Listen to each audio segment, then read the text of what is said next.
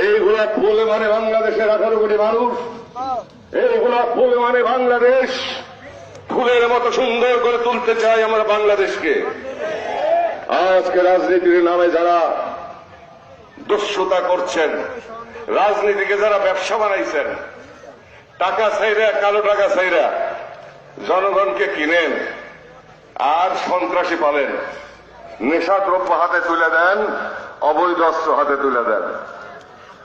তারা ভোট কেন্দ্রে বলে আপনারা যায়েন না, এজেন্ট দিয়ে না, আমরাই যা করার করবো। মাশাআল্লাহ, আলহামদুলিল্লাহ।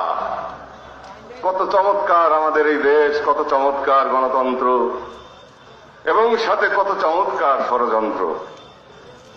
যাই হোক, এইভাবে দেশ চলবে না। এইভাবে রাজনীতিবিদদের এই সমস্ত কুখাসলতের জন্য 2 দিন পর পর গণতন্ত্র মুখ থুবড়ে পড়ে,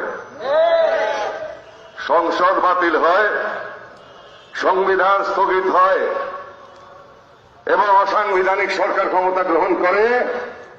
আর রাজনীতির নামে যে সমস্ত কুলাঙ্গারা রাজনীতি করেন তাদেরকে গরু বান্ধা পিটায়, গরু বান্ধার মতো বাইন্দা তারপরে পিটায়, লাইটায়, তারপরে ওই গারদে ঢুকায়, আর কিছু আছে ভাইগা যায়, আবার মুখ দেখায় একটু সুযোগ পাইলেই। এই খেলার সাথে আমরা অভ্যস্ত।